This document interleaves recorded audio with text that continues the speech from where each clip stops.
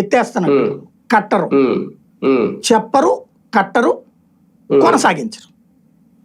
Hospital వాళ్ళందరూ పిచ్చోళ్ళలాగా వీళ్ళు వస్తే వెంటనే డబ్బులు వస్తాయి అనుకున్నారు. ఇంతకుముందు వీళ్ళు పెట్టిన బకాయిలే కదా జగన్ వచ్చి తీర్చింది. అవి కానీ లేదు మనోడే కదా, మనోడు వస్తే కనుక ఈ దఫా పండగ చేసుకోవచ్చు అనుకున్నారు. జర చూస్తే హాస్పిటల్ సంకనాగిపోయినాయి.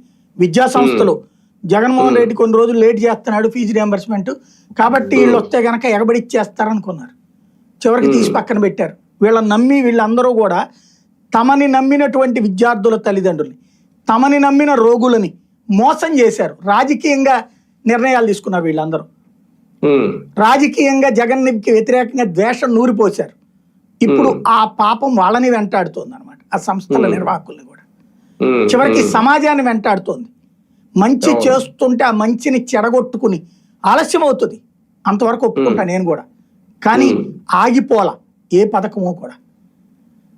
కొనసాగుతున్న పథకాలు నోటి దగ్గర ఉన్న ముద్దలాగి ఎంతకంటే బాగా ముద్ద పెడతాను నేను అని చెప్పేసి కూర తీసి పచ్చడి మెతుకులు పెడుతున్నారు అనుకుంటే పోనీ అనుకుందాం అనుకున్నా.